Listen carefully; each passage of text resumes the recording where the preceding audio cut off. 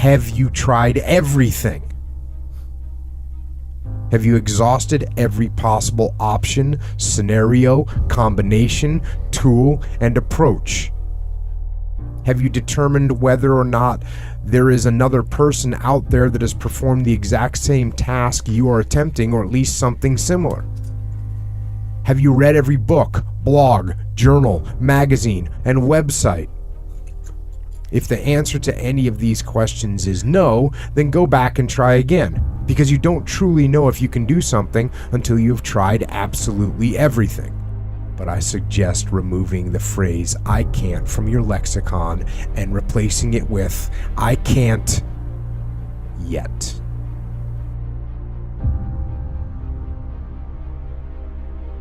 I think the top CEO on the planet Earth still has that doubt. This is about the mind and people discovering the mind, their own mind. What's gonna make you tick? What's gonna make you go the distance? What's gonna make you go to that spot in hell and say, I love this spot. It's okay. A lot of us don't know of a whole nother world that exists. It's on the other side of suffering. Once you break these barriers that you have made for yourself, like the mind is the most powerful thing in the world. It is so amazing that I used to be a 300-pound guy and I thought that was it. Could barely read, could do anything, and now that what was inside that person was this guy that's in front of you today. That's how scary the mind is. And that's what I started realizing through this journey, is that once I got a taste of, wow, man, I haven't even cracked. I haven't even begun to crack what the mind is capable of. And what I started realizing is on the other end of suffering, that's the real growth of life. Our mind wants to protect us.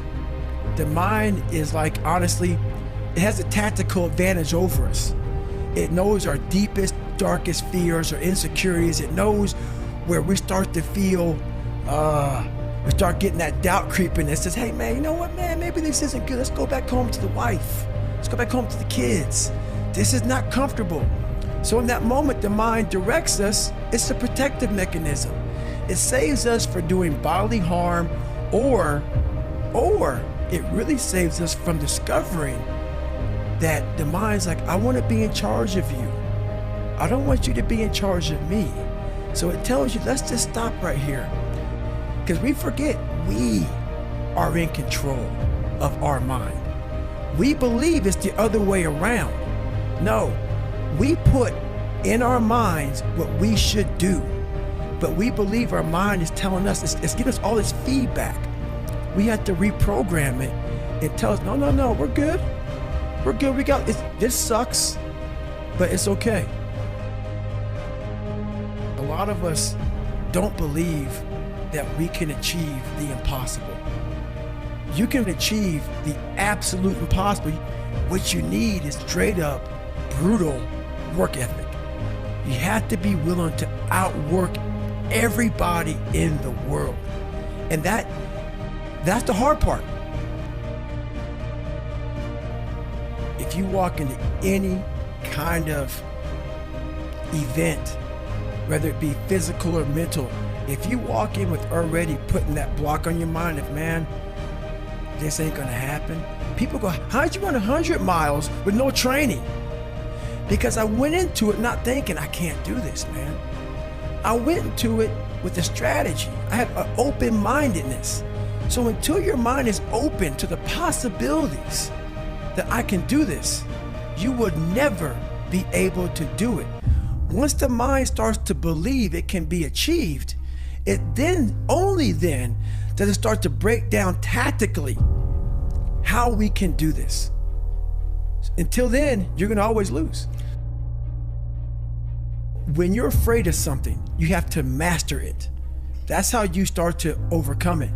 So what I realized, when I get to that point where I wanna quit, everybody, they get to the point where they wanna quit. This is what happens. The mind tells you, let's go home. Let's take a warm shower. Let's get some food. This is not right. This is that.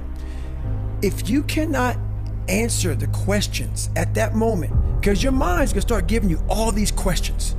And if you can't answer them, you're going to quit. What I realized when I was going through BUD/S, Ranger School, all this 100-mile race, 200-mile races, pull-up records, my mind would come creeping in. My mind said, look, brother, we've done all these other things. You've proven yourself. You're good. If I didn't have the answer to respond to my mind and say why I'm here, why I'm doing this, you will always lose that fight. You have to have the response to what your mind is going to tell you. They asked me, what do you think about when you're on mile 100 of a 205-mile run? What are you thinking about when you realize you've run for 24 hours and you have 24 more hours to run and you have another 105 miles? What goes through your mind? Your self-talk has to change. The most important conversation you ever have is the one you have with your fucking self. But it doesn't work without the suffering before your mind starts saying we need self-talk. So what I tell myself is I go back to the months and years of preparation to get to that day. And I'm telling myself, the 3:30 in the morning, and I'm looking at my shoes and I want to go out there and run 30 miles. I have to, in that second, in that moment of this self-talk, my mind saying, you gotta find more, you gotta find more. I once again calm down, go back into my mind, and I have to reflect back on the shit I did to get here.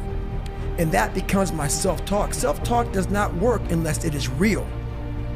Most of us lie to ourselves in the self-talk. It doesn't work. It has to be real. It has to be something that you've done to make it really work. When I'm broken, I'm gonna use it. Because if I'm broken, then I just found my limitations. And until I know what my limitations are, how can I push them? How can I get better?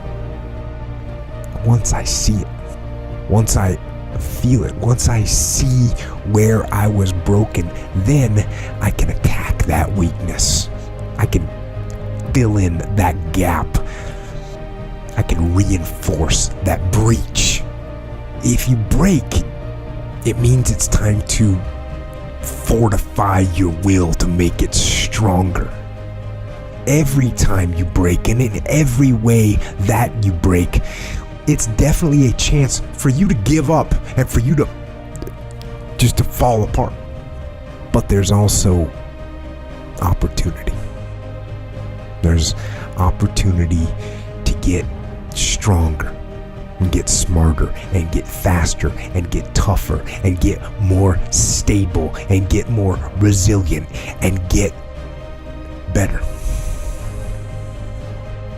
When you break, you have the opportunity to show the world, the whole world, what you are really made of.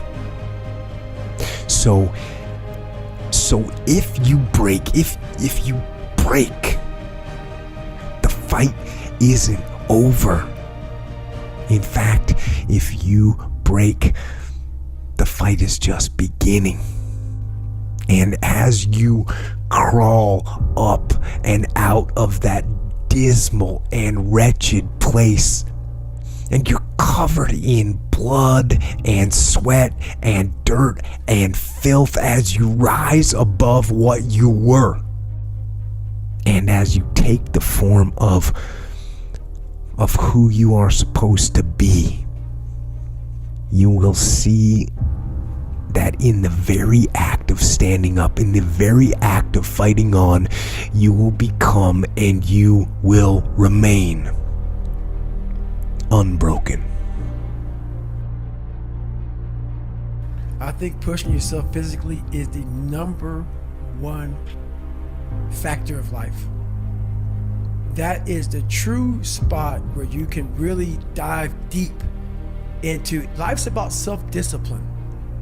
It is about self-discipline. We tend to do the things that are easy. And that is it builds no mental toughness, it builds no mental hardening, it builds nothing. When you work out, working out is where you can build that the fastest. Because it's a constant, it gives you instant feedback. Yeah, you may not lose the weight you want to real fast, but the discipline it takes, it transfers over to all aspects of your life. This is the foundation of life.